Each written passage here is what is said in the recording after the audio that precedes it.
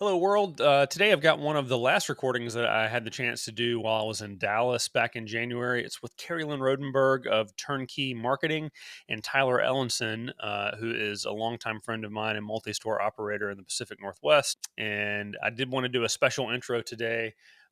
In the intervening time since we recorded this and we're releasing it, Tyler actually had a major heart attack and had to have emergency surgery, and he's currently in recovery. And I just wanted to say, Tyler, we love you, buddy, and I hope that you're following doctor's orders so that Margaret doesn't have to beat you too badly for misbehaving. Do your exercises, take your medicine, eat right, all those types of things. And I hope to see you at our next meeting. Get better soon, buddy. We love you. The following program features a bunch of doofuses talking about the automotive aftermarket. The stuff we or our guests may say do not necessarily reflect the beliefs of our peers, our sponsors, or any other associations we may have. There may be some spicy language in this show, so if you get your feelings hurt easily, you should probably just move along. So without further ado, it's time for Confessions of a Shop Owner with your host, Mike Allen.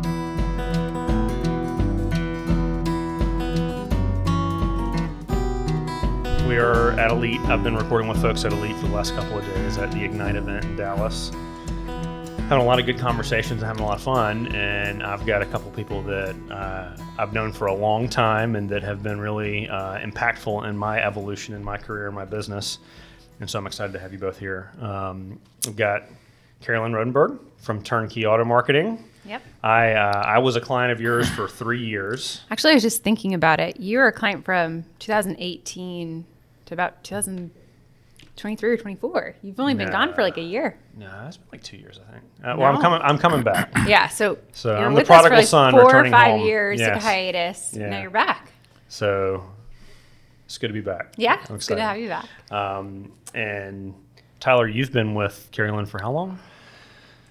Has it been 6 to 9 months-ish? July. Yeah, so at the Eugene 6 months, meeting yeah. is where we got introduced to her. Okay. And then we took kind of a month internally to decide, do we want to start marketing again? And what should that look like? Because we're at a point where we weren't marketing at all. Yeah. Fortunate we had car count. We didn't, in my thought process, well, I don't need to market. Well, I think we've been proven that we do need to market, so it's been a while, but it's been kind of like a whirlwind of, just the simple stuff of getting back on Facebook. I didn't even know what my login was, so that's how bad I was. I have totally stopped all social media marketing for my business. Yeah. With the exception of last month, I did so we're open on Saturdays now. Oh, wow. Yeah. I didn't know that. At the big store, the one that Garner. you visited years ago. And we just started, so we're 3 Saturdays in, and so we did a deal where it was a free oil change on Saturday if you booked through our booking link. And it's funny, we were busy as all get out every Saturday so far, but we've only redeemed 7 free oil changes so far. That's perfect. Yeah. That's it? You want those to be very little, but be very busy. I'm surprised at that number. I would think it'd be higher. We had 22 cars the first Saturday and 3 free oil changes. We had Really? 20 cars the second Saturday and 4 free oil changes. Interesting. Free doesn't always work. Yeah. Like you'd think, like you're saying, you'd think it'd be more, but that's why that kind of irresistible offer where they still have some skin in the game sometimes really, we found with the hundreds of shops that we work with, really, really helps. So are these new customers for you? Are you able to track? It's a different customer base. I would think that it is, because your existing clientele knows, they have their rhythm. They know when they're drop off. There's a segment of the population that only thinks about car service on the weekend. Yeah. Right. Busy people. And so a lot of them are people that maybe have been in once or twice in the last 5 years because that was when it was convenient for them. They were off that day or whatever it might have been. But now it's convenient for them every weekend. So I'm very optimistic early on. So we'll see. That's awesome. Wait, I failed to introduce you, Tyler. I apologize. Tyler Ellinson from the Great Pacific Northwest. Yeah, Portland metro area. Metro 3 area. shops. 3. It's crazy. Tigard. Wilsonville, and Oregon, and Newburgh. Tigard, Wilsonville, and Newburgh, kind of a triangle area just outside of Portland. And how long have you been in business? 33 years. Wow, that's awesome. You a tech turn shop owner? No, this is a hobby on steroids. Okay. Always like to fix things, want to understand how things work. That's kind of what drove me into it. And then it was the thrill of being able to fix things fix cars that other people couldn't fix. And basically love to take care of the customer. Look, here's the deal. I like to think that I'm pretty good at running an auto repair shop. It's what I've done for 20 plus years, but I'm not good at managing a marketing budget and all the different facets of a truly well-rounded marketing plan. There's mail, there's local advertising, there's website, there's Google AdWords, there's all the different things that go into that, and it's just not what I'm good at. So what I've chosen to do is to buy myself the time to focus on what I am good at while having someone else execute on all of those things at a way higher level than anything I could ever do. That's what turnkey auto marketing does for me. So if you feel like you could use some of that same magic, I'm going to recommend that you go to turnkeyautomarketing.com, get a free consultation, tell them that I sent you, tell them that Confessions of a Shop Owner sent you. You won't be disappointed. They had a problem, and I was able to fix that problem for them. So this is all self-taught. I'd never worked in a shop. Wow. In high school, I pumped gas for my uncle and changed a couple belts and batteries, but that was at a Chevron gas station. Yeah. I wouldn't call that a shop, but nonetheless, just car enthusiast, but more how does it work enthusiast when it came to cars, trying to understand why things broke and understand how to get that fixed and understand the pains of the customer and being able to say, I did that. That's kind of cool. So are you a car guy? Yes and no. I mean, we live in cars, right? So that whole car guy thing, I would say probably not, because when a super cool car comes in, cool air coats, car comes in the shop, it's like, wow, that's nice. I admire that. But at the same token, if it's that cool of a car, I don't want it in the shop for long. I want to fix it and move it on because I don't want anything to happen to it. I don't want the liability to it, right? I love going to car shows, but I don't, a lot of goes, do you have a dragster? Do you have a hot rod?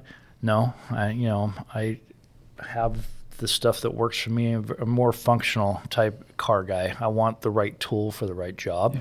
That sort of, I want the right truck. I want the right car. I want, that. But so yes and no, more no, but yes, because we're in the industry. I mean, I appreciate everything that's out there, and I understand the cars that are out there. I love Chrysler Fiat products, not because they're necessarily well engineered, but just because they keep my family fed so effectively. Fix it again, Tyler. Fiat, fix it again, Tyler. That is nice.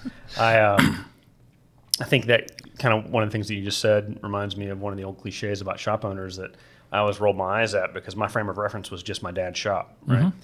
But I've found it to be true as I've been heavily involved with ASTA and visiting other shops around North Carolina, and then with Elite and visiting other shops around the country, more so with ASTA really. But the tech turned shop owner, when they're talking to me online on one of my Friday night Zoom calls, or they message me on Facebook or whatever, and they want to talk about a problem that they're having with this, or throughput or capacity or whatever, I say, well, what bay is the hot rod in? Mm-hmm. And invariably, it's in the back bay. It's out of the way. That's revenue. That's revenue generating square footage that you're putting your hobby in. Yeah. I might as well just store my RV in there, and it's like, what's the point in tying up that lift with that hot rod that never moves? It's everywhere, man. It's everywhere. How many shops have we been to over the years, and we've seen all of that? It makes no sense to me. I do want to tell a story about talking about visiting shops over the years. We were visiting our buddy Keith Ivey's shop in Raleigh, actually. Had to have been 15 years ago at this point. because I wasn't in ownership yet. My dad was in your 20 group. Right. For years, as you were coming into the group, Yeah. I was working with your dad before I really knew you. Yeah. Yeah. That's crazy.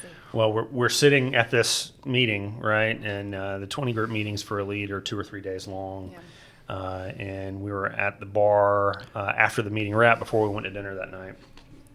And I told Tyler that I just really didn't think this industry was for me, that it was, but I didn't want to like screw my dad by leaving in a way that would be bad. So I said, I'm going to give Dad a 1 year notice so that he can change his exit plan and everything else. Yeah. And my wife, newlywed at the time, my wife is a dentist, freshly minted out of school. She had no desire to be a business owner. So it's like, well, you open a practice, I'll run it for you, and you can just fix teeth, right?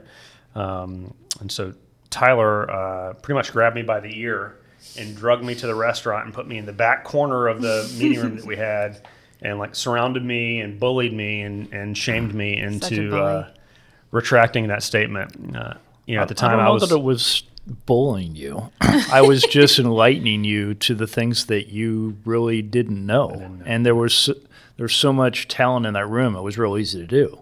If you're like me, you know there's always hidden revenue in missed maintenance sales or overlooked customer concerns.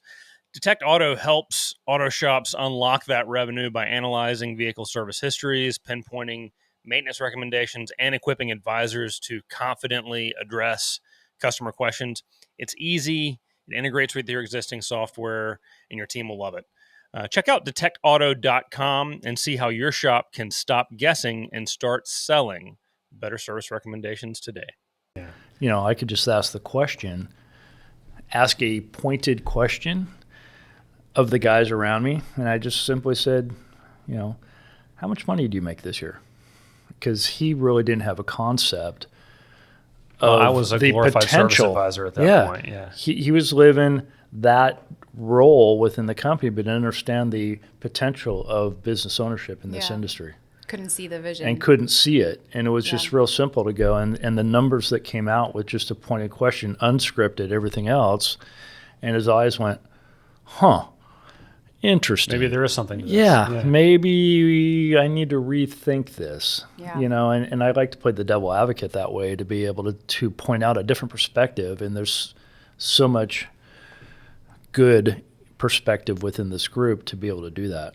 Probably owe you a drink for having that. Oh, I've gotten a couple from you all the time. Than a drink. But yeah, you're right. You're absolutely right. I think you do. Wow.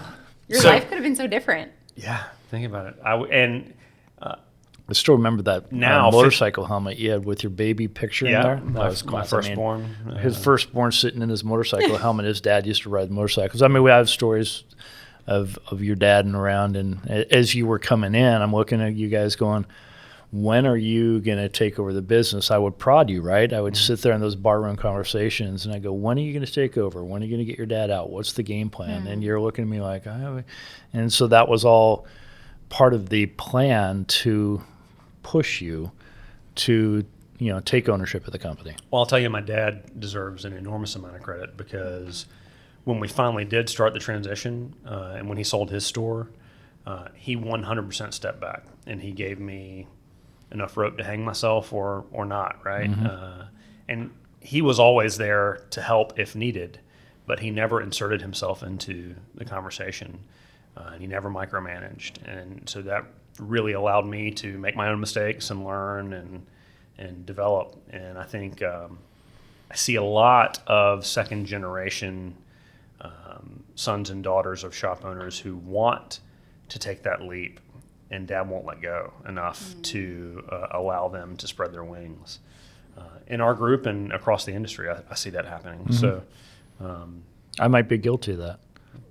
We were having that conversation, weren't we? Yeah, I mean, my boys are at the point where they're going to take over the business. They're both working in the store, and so I'm trying to give them the tools, set them up foundationally so that they have a good business knowledge and working it. So trying to understand when I need to pull back. And we were having those in our goal session meetings this weekend of at what point and how do we set them up for success, and at what point are we able to pull back. And so trying to define that roadmap for them. So I'm kind of at that point that you were at with your dad, 15 years ago. So kind of a little turnkey. So I'll take some kudos or pointers from you to be able to say, okay, and you were sharing some of your, kind of the financial side of how you structured that. And so that's all great information, so that I need to go, all right, here's how we're going to do it. Awesome. Yeah. I think, I think some accountability is necessary. They're not going to do it as well as you do it at first.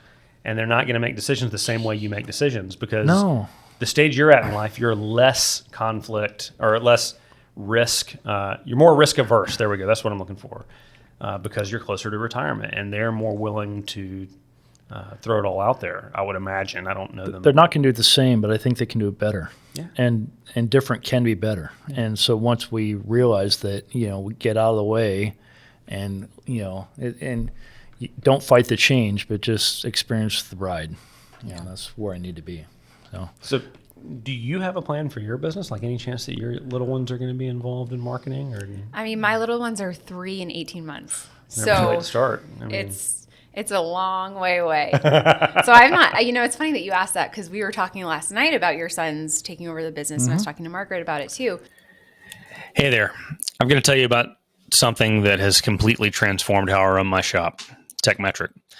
As a 20-year shop owner, outdated systems used to slow us down. Everything was clunky, from check-in to estimate building to customer updates. It all felt just super inefficient. Switching to TechMetric has changed everything. With TechMetric, you get a powerful shop management system that includes DVI, quick and easy estimate building, inventory management, real-time reporting, amazing customer communication, and it's really easy for your employees to learn how to use the software. I'm talking like a one-day learning curve. On top of that, TechMetric has tons of other tools to make you an even better operator. Stuff like integrated payments with buy now, pay later options is a huge asset. Ask me how I know.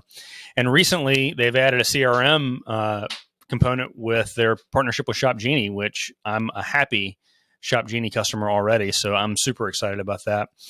Now, obviously, there are a lot of factors at play here, but I want to give you some facts about my business since I made the change to TechMetric.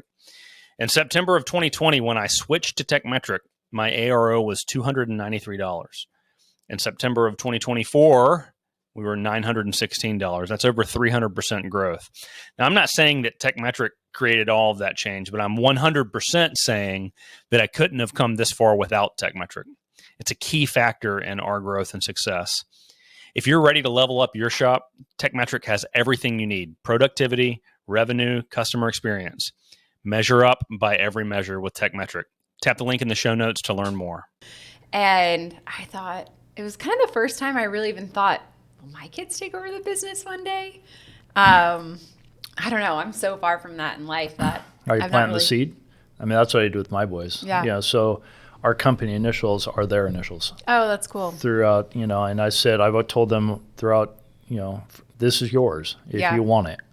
You need to want it, but it's yours if you want it. So that conversation has always been within the family, and that's been how we've rolled. It's not, I have no ambition to selling this to anyone else unless they didn't want it, and then I would go to plan B, right? Yeah. And they both have, drinking the Kool-Aid, and they want it. They're working in it, and can't wait for me to go, I suppose. But I want to drag Greg Buckley in here at some point for a conversation this weekend. I talked to him last weekend in Houston, but he's here with his son and his son-in-law and his nephew. Oh, wow. And they're all in the business. And I think that would be a pretty interesting conversation. Yeah. But Turnkey was really my first baby. So my husband and I got married. We were 23.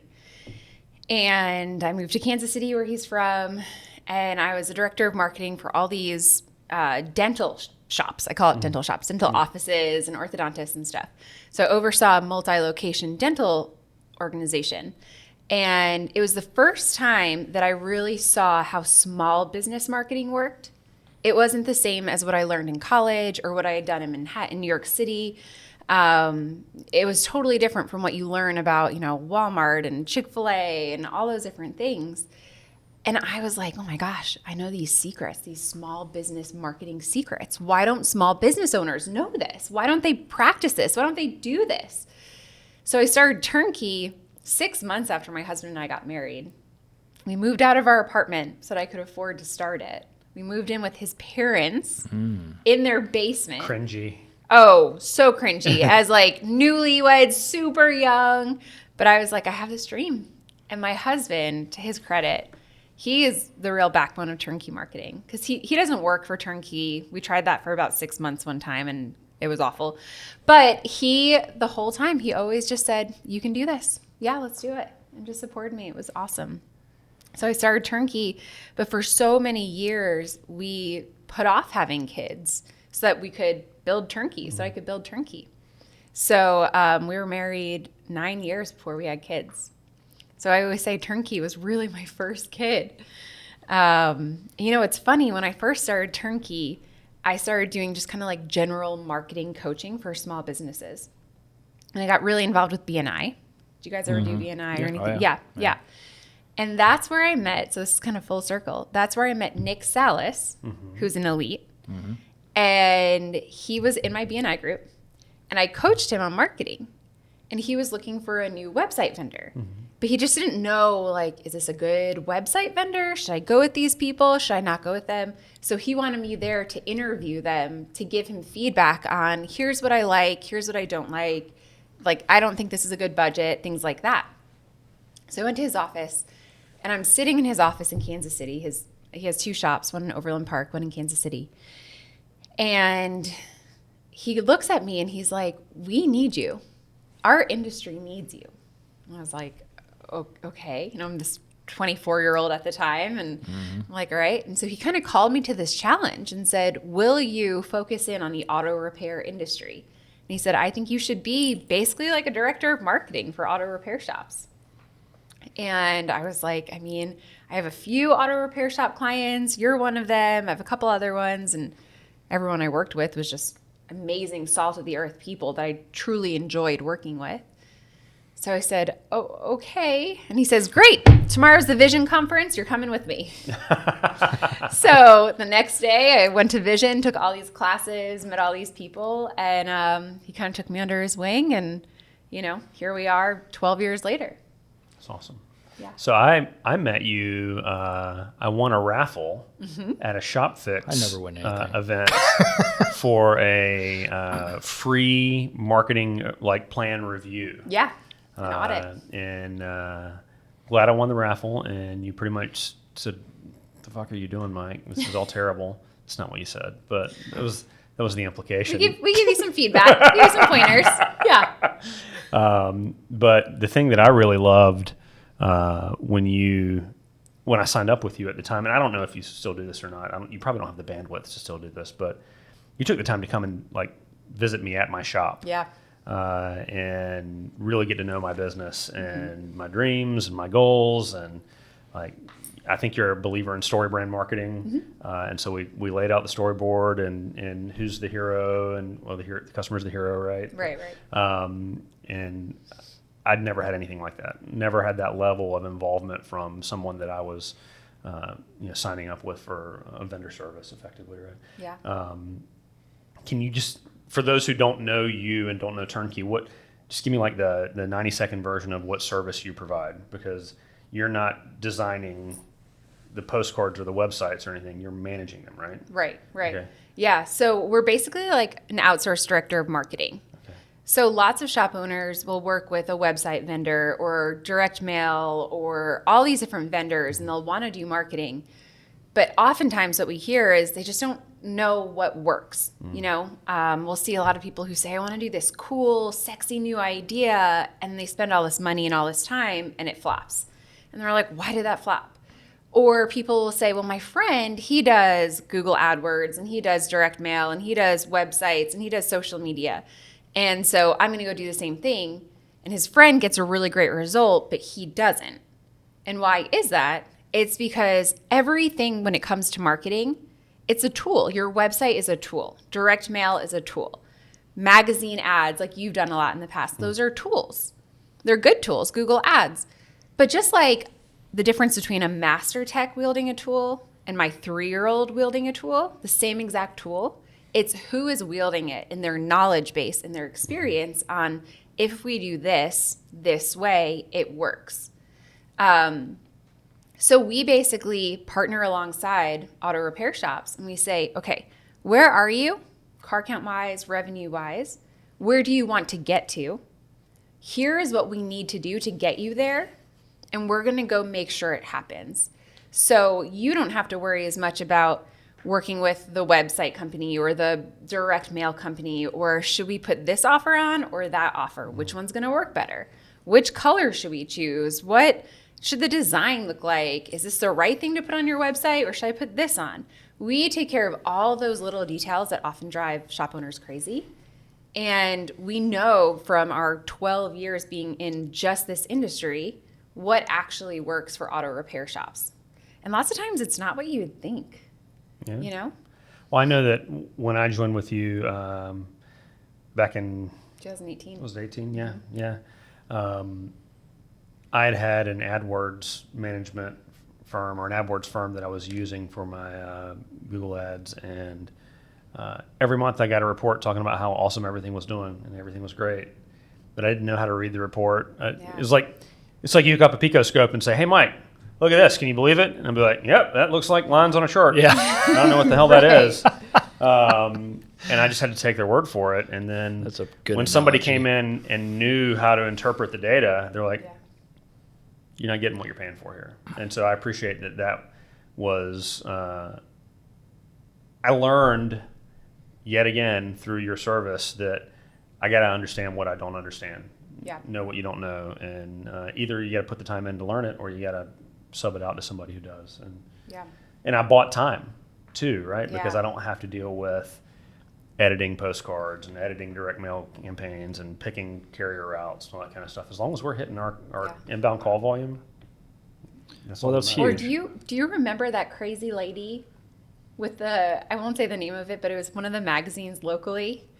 And we would have to, like, she would call you and call me drunk and beg us to buy new sponsorships and stuff like that. And then her credit card, our credit card got compromised, and it turns out it was her using our company credit card. No, I Yeah. mean, No way. that checks Yeah, out. yeah, Oh, no. she's in jail now. Yeah. That checks Oh, out. that's Yep, awesome. yep. Yeah. But you handed that crazy over to us, and my team, and we got to handle it and get calls from her at 1 a.m. and, you know, figure out, hey, that's not the right ad, or hey, you promised us exclusivity and things like that. Yeah. You know, So we took that off your plate, though. thank you for that. Yeah, you're welcome. I'm still in therapy about it, but you're welcome. That's awesome. All right. So one of the things that I like to do in these conversations is talk about things that we've done that we've maybe goofed up on or messed up or just blatantly mismanaged. And so you don't own a shop, Nope. but you see shops and their marketing plans all over the country. yeah. What are some of the most common mistakes that we as owners make with our marketing plan or lack thereof? Do you really want to know? Oh yeah. It kind of hurts. Okay, so the thing that I see Do all we the get to go time. guilty or not guilty? Yeah. Never have I ever. Never. Oh no. The thing, so you both are good at this, but the thing that I see all the time is a lot of ego. Yeah, for sure. I see a lot of people say, I want to share about how great I am, which goes against our story brand, right? Like, I want to make myself the hero and tell people why they should come to my shop because I'm so awesome. And they should care about my experience. They should know that my more expensive services are worth it because we're so wonderful. But the reality is that no one cares. They care about themselves, and they are busy, and they don't have a lot of mental space. How quick can they get it back, and how much is it going to cost? Right. Exactly. If you go to the grocery store and you see, you know, oranges that are different, you know, prices, but they look exactly the same, you're going to go for the one that's cheaper, right? And I'm not saying be the cheaper person, but I'm saying people don't understand how to differentiate auto repair services. What people do understand is price. And lots of people refuse to like put anything in their marketing that talks about what their customers actually understand and what their customers care about. So one of the things that we're a big fan of is don't be a discount shop. Don't be a really don't go for the bottom feeders all the time, but do give an irresistible offer. Give something that people can see and take advantage of. And I see shop owners all the time refuse. I see their websites. I see their Facebook ads. I see their Google ads. I see their direct mail. and they're not addressing the things that their customers actually care about. They're talking about the things that they want their customers to care about. And then they're pulling their hair out saying, I spent all this money on marketing and it didn't work. Or they create like a really, I've seen this before. People create these beautiful websites or websites that mean a lot to them personally, but don't address the needs of the customer. And it doesn't perform how they want it to perform. So there's this dissonance between the end goal that they want versus how to get there, the kind of vehicle to get there. And there's this big gap between either not understanding how to use those marketing tools to get to their end result that they want, or not being willing to accept marketing, just the realities of people and humans and how people work. And marketing best practices, like the thing that really makes marketing work is when you make it about your customer and what they care about and what they understand. So if I'm hearing you right, what you're saying is $9 oil changes all day, every day. No, free actually. No. Thank you. No. It's crazy. Like we'll actually see, people will have an oil change that's not even cheap, but they're putting it on there so that people understand. They just have a frame of reference. Because if you were to call a dentist or you were to call a plumber, let's say, you might, and you haven't used a plumber in a long time, you're not going to have like a real clear frame of reference in your brain of how much it should cost for them to fix your toilet bowl, right? So if they meet you where they're at, like if you go on someone's website and they're talking about how wonderful they are and how, they've been around and for X amount of years and we are just so trustworthy and so valuable, you should come to us. And the next person says, hey, we have all these great reviews, we're trustworthy, and here's an offer for you, or here's how much it's going to cost, or here's something to get you to pick up the phone and call us that you care about. So yeah, here's an offer for a free estimate, or here's an offer for whatever it is. You're probably going to go with that one because you understand it more. And it's addressing the thing that you care about. And once you get them on the phone or get them in the building, then you can start value building and relationship building and 100% education and that kind of thing. If you're a good shop, it shouldn't scare you. And if you're picking the right demographics to go after. Because it's the bad shops that suck who shouldn't do marketing like that. Because people are going to come in and you're never going to turn them into a customer for life. You hear that, everybody? If you don't like cheap oil changes, that means you're a bad shop. That is not what I said. I said, if you're a bad shop, do not do a cheap oil change. If you don't feel confident that your advisors can convert people and that the service that you do is so good that people will want to be a customer for life, then that's when I would say like marketing is not a good idea for you right now. Yeah, if you can't convert, if you can't win people over, or if you're running at absolute red line in facility capacity and you have no desire to buy another shop or grow, then keep the money. Yeah, right? Totally. Anyway, so you know that I'm not afraid of cheap oil changes. Yeah. Right now, I think, just so that you know, since we're having this conversation, I think my oil change offer right now is like $49 or something. So it's not super aggressive. It's not cheap. But I bet it works still. But I'm doing free diag. I pay my techs, but I don't charge anything to come in. So it's, if the phone rings and they have a problem with their car, we should make it really hard for them to find a reason not to come up to us. And so we were at a point in late 23 that it was $196 to start the inspection process. And there are a lot of great shops all over the country that are the same way. And you can be a really good shop and be very profitable with that methodology, no doubt. But for us, it's, hey, how much do you guys charge to fix X? Well, what type of problem are you having? Anytime you experience that type of problem, it's really important that you have one of our ASC certified technicians inspect that for you. I'm going to give you a complete written estimate at no charge. Is right now a good time to bring it in? Beautiful. And that is beautiful. Well, it's not my brainchild. I got that from Adams Automotive in Houston. And car count, oddly, goes up. Conversion rate per phone call, oddly, goes up. You're removing the fear factor of you're going to charge me $200 just to look at it. Right. And look, if you're a really good advisor or a really good operator, you can overcome that objection and educate them that what you're doing is not the same thing that AutoZone does. Right. And build that value. And you can still convert 70 or 80% of those, but you're going to lose 20 or 30% of them that have the potential to be great customers. And they'll never know that they should have come to you in the first place. Yeah. So I'm a believer in that now. And I certainly get raked over the coals in some of the forums and groups for that. But Yeah. I it's bet. good fun. Yeah. But I'm but it cheapening the has- industry. I'm what's wrong with the industry. Well, not really, because it's just a different methodology. I mean, so as long as I've known you and your dad, I mean, you are the right shop to go to. So you have an opportunity to bring that customer in and then build the rapport, and you're actually earning a customer, not a transaction. Because I think that changes in that aspect there, that person with that problem in their car is going to go, I trust these guys. You know, they're not out to take advantage of me and that sort of stuff, and you're earning the customer, which ultimately is the best advertising you can get. Yeah. You know? And like in most markets, most of the people who are going to be listening to this, if they're listening to this already, that means that they're investing time in their automotive business outside of 9 to 5 for the most part. And so they're probably already above average, right?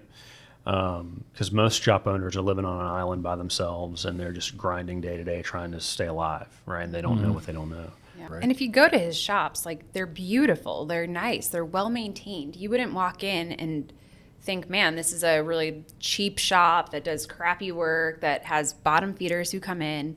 You guys are a great organization. And when Tell me more about me. when customers go there, they're going to feel that, you know? So if someone comes in, are you going to get a few bottom feeders? Absolutely. Yeah. But That's what the I nature always of the say beast. is Yeah. market to the masses, not the asses. like You're going to get some asses. I'm putting that on social media after we record Market this. to the masses, not the asses. Masses, not asses. All right. You have to be okay knowing that you're going to get some people in who are a pain in the butt. What about that you massive don't- asses? No? It depends who you are. If you're just not. It's inevitable. No, you're gonna get some people like that, but you have to be okay with that, knowing like you're gonna get some Well, people we work with the make public. you want to pull your hair Right? out. Not everybody's going to be that perfect person, perfect Right. customer, perfect car, perfect everything. That's not what we do. Right. You know, so the reality is you're going to get some of that, Yeah. which is fine. Yeah. And they're just, at the end of the day, you know, they're just not your customer. And, Well, you know, so that's one of the skill sets that's required of a quality service advisor is being able to separate the wheat from the chaff, right? And if you're doing, irresistible offer type advertising, you're gonna pull in some that are not your right customer, Yeah. right? And that's okay. You still give them great service, and you still treat them the way that you would want your mom or your brother or sister to be treated if they were somewhere. And you know they know that they're not right for you when they get that estimate, right? And they'll self deselect. yeah. Or they come to your shop and they're like, "This isn't the place I want to be at." Yeah. Like sometimes I've had people walk in and be like, "Oh, y'all are going to be too expensive." Yeah, they walk in and they can tell. I was like, well, if that's your reaction to walking in the door, probably. So, Yeah. okay. It's relative. Yeah. You So, know, it's very relative. So. Just remembering some customer interactions over the years in that way. So we talked about the mistakes that you see most frequently, and this Yeah. being creatures of ego, we all are. Tyler, are you willing to confess your sins, evil shop owner? Evil shop owner, Tyler. That's a difficult question, and for me, I guess it's kind of analysis paralysis. I mean, we come and we have all these awesome ideas, and I like to crunch the numbers and understand and have an expectation, and that was kind of one of the, and it kind of goes in different aspects of, so hiring the right person. Should I hire that person, or should I move a person, or where should that person be in our company? Those sort of things. Right That's person, wrong seat type deal. yeah. So I think we have great people, but we wonder, how can I get the most out of that person? And I let them struggle a little bit too long before I make a correction in, okay, this is the job that you're really good at, so let's concentrate on this particular aspect of the job and make you a superstar there, and then do more training to get you up to speed on other aspects of it. I mean, you look at what, advertising, I didn't do it for a long time, and then I met Carrie-Lynn and Turnkey, and I'm going, this makes total sense. I've sat here forever and just mediocrity and just kind of plugged along, and it's like there's actually somebody that's going to take over everything and going to manage this stuff and let them do what they do and let them, run with the ball that they're proficient in. And so I don't have to try and do that anymore. Well, what a concept. And how long did that take? So you sit there and, analysis paralysis of not making the decision quick enough. So I guess that's where I would probably start. My thought about procrastination you scale is like way up there. Yeah. So we were all in this class yesterday, and we were talking about procrastination and how to identify it. And they handed out a quiz. And I'm pretty sure I got the high score. I was the winner. I don't know. You don't want a high score on this, by the way. This is a golf type game, and but I thought about you during another section of yesterday's class. Was when Jim was talking about list out all of the things that you do in a given time frame, and then is it the Pareto principle that you get 80% of the results out of 20% of the work or whatever? So the top 3 things on that list are probably 80 to 90% of the value you bring to the company. And the other 27 things you have on that list, because we all do so much shit as owners, is really just filler or inefficient or not the best use of your time. Yes. Talking about like confessions, you said that we might be talking about this, and I was trying to think like, what are the things that I've done wrong, or what are the things I haven't done wrong? But that was one of the things that came to my mind. It's so easy to just fall in the trap of doing something that you feel comfortable with as the owner, but not doing the thing that only you as the owner can do. That's something I see all the time. And that's why Turnkey exists, because so many shop owners, if you value what you do, if you look at what is your time worth, it's not worth half the things probably that you're spending your time doing. When's the last time you hopped in the truck to go snag a part real quick? I do it all. Well, I shouldn't say I do it all the time, but I do it often. Frequently enough. So yeah. I probably it really depends on where they catch me as I'm running through. Hey, can you run over and grab this? Primarily, it's as they know where I'm at, and are you going by there? Will you stop? Type thing. Yeah. And I'm happy to do that sort of stuff.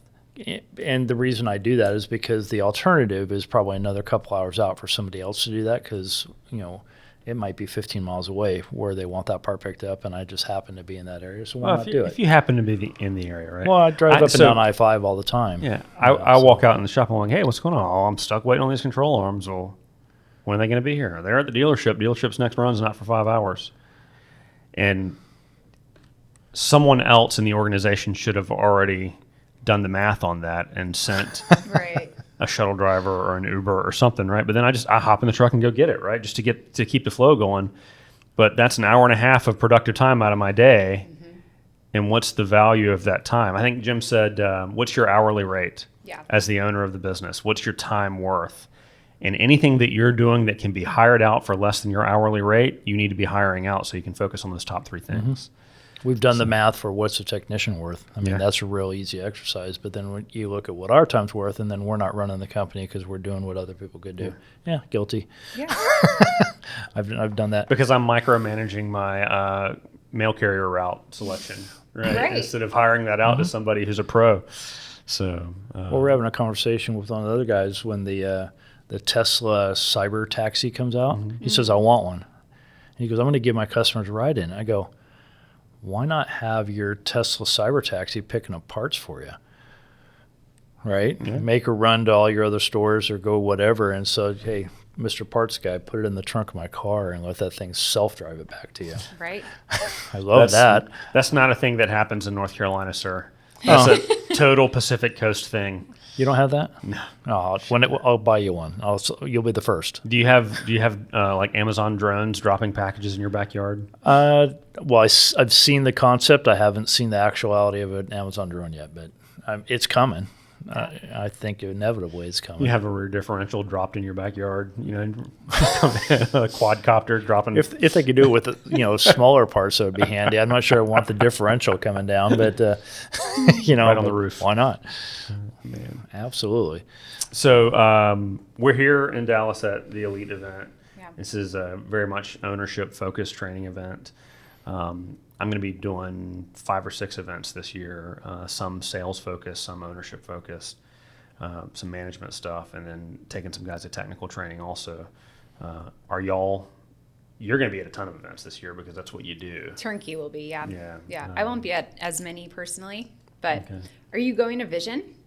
Never been to Vision. Okay. Never been, and not going this year either. So, okay. You know where my heart is, right, at the ASTA Expo. Yeah. So I feel like it's kind of like cheating on my girl if I go to Vision. Yeah, you know? I can see that.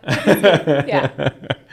But I'm going to Tools in Pennsylvania, and that's in May, I think. I got to look at my calendar. And obviously the Expo in Raleigh. I'll go to Apex again here, obviously where we are now. And I'll probably end up in Houston a couple more times for the Auto Shop Answers program. Have you been down there and checked that out yet? I haven't. I've heard really good things. Yeah, well, it's not coaching like what Elite does. It's more of just showing and explaining a concept and take it or leave it, because they're not going to talk to you about it on the phone once a week, Yeah. So they're not selling coaching services. They're just showing you the concept and you do what you want. Like, that's why I opened on Saturdays, is because of the concept that I saw and learned from there. Yeah. But I'm not willing to open on Sundays, and they are open 363 days a year. Oof. So, That's tough for staffing. I mean, that was our challenge in 23, is having the right people. And now you're putting another day into that. Your master techs don't want to work on Saturday, or most don't want to work on Saturday. So that, if you can put that all together, but adding a Sunday to that, wow, that would be. So their point is, there are people who want to work on the weekends. Maybe their spouse is a nurse who works weekends, and so they want to work weekends so that they can have the same day off. Or maybe they're avid fishermen or hunters, and when is the lake really busy? On Saturday and Sunday. When is the lake empty? On Wednesday and Tuesday. Yeah. Well, you're paying the rent 24 hours a day. Yeah, and so True. that's kind of there. Is you can staff. You have to pay more to staff for weekends. And if you're willing to pay more, you can be open when your competition's not open, and you can charge more because of you're open when your competition's not open. Yeah. And one of the things they always say is the alternator doesn't know that it's Sunday when No. it fails. No. Right. Yeah. So I understand a lot of what they say and do, and I agree with a lot of it. I'm just not willing to do some of it. Yeah. And if I'm not willing to do it, I'm not going to ask my guys to do it, right? So Just business decisions that you need to make, understanding where your customers are, and it's not that difficult to do. It's just a decision that you're going to do it. Yeah. And it's going to cost. I mean, it always does. So, but at the end of the day, if it's better for your company and if it's better for your clientele, why not do it? Yeah. It's like Chick-fil-A. yeah, They're like, hey, if we stayed open, we'd make entire days worth of revenue that day. But they choose, this is who we are. And that's okay. And they actually are doing amazingly. There are people who love them even more because of that. Right. Yeah. So are you investing in training for your team at all this year? What are you doing there? You can take your boys to some stuff. Well, we've done the stuff with the boys, and they've come to this, and so what we need to really do is get them back into it. And Margaret and I are going to start rotating. We run really lean, so it's difficult to bring 3 people out of the company at one point, especially since we all work in one store. Yeah. My goal for my team is a minimum of 20 hours of education annually per person, every department. I really believe that, especially as complex as our industry is, if you're not training, you're falling behind, you're withering, you're going to be a raisin, right? You're just going to wither on the vine. And so the challenge that we have as owners is to identify the training that's needed. And I'm still an advocate for going, you know what, Mike, you need whatever. Maybe it's as a tech, we need to put more air conditioning or electrical or whatever into you as a person, but we need to identify what that training needs to be as opposed to just letting them willy-nilly pick it out to drive and focus that tool in our toolbox, because that's what they're there. Yes, so I'm heavy on whatever training we get to do. I don't care if we have to travel. That's just a piece of the puzzle. In fact, a lot of times when you travel like we're here, this is the best training you can get. Yeah. Or some of it, and you're not going to get that if you just wait for it to come to you. Have you sent the boys to fly with the Eagles? I have not. I think that's a good step for them to get them fired up about management and leadership. They have a financial seminar coming in Portland that they're going to go to. And so we, every month we go over the P&L, we go through all the stuff. They see the dashboard numbers that we do within Elite. They look at all that stuff. So this will be a different twist to that. But I think from the Fly with Eagles, I've heard a lot of really good things about it as far as what it can bring. So San Diego's not far. Is it still in San Diego? They moved it. They had one in Raleigh 2 months ago. Maybe I'll go to Raleigh. I'll go to Raleigh with them. I'll hang out with you. Well, so I guess it's Marconi teaching it now, and Matt helps some, and Darren will do it if he's in the area. But I've sent several people over the years, and it's always been very well received. Well, we did the sales advisor, service advisor training. Master's course. 2 of our guys went through that, and these guys came out of dealership operations, 10 plus years as service advisors in dealerships, and they thought they knew it all, and they were humbled when they came back. And one of them is, why hasn't anybody ever taught me this? They didn't know what they didn't know. Yeah. And it just set for them, sharpened their skills, and it just paid for itself in spades. Okay. I'm going to wrap us up here shortly. I appreciate your time. Yeah. What's one thing that you're going to do differently this year? Well, as we looked at this whole meeting, that was goal setting, and so when I look at that, it's there's goals that we have that Margaret and I want to do as far as we're able to enjoy more time that we have. So what's the RV going to look like? We actually have a trip to Africa set up, so we're going to do a safari there, which is going to be very cool. But more importantly, from the business side of thing, I'm looking at the continuity of the business and how that's going to continue on, and how are the boys going to be able to transition into more of an ownership role. So I need to define that path for them on what that looks like, specifically some of the things that you've already done, and trying, they know, it's there, but they don't, it's fuzzy, right? They should know that it's not going to be free. They're not just going to be given to them, right? And they get that. Okay. But they don't, still, that's not clear, right? So I need to make clarity to that whole thing and what that's going to look like for them and what that opportunity is going to be. So those are the 2 of the things that, some of that procrastination stuff, maybe I'll work on that, and organization. You can work on the procrastination stuff next week.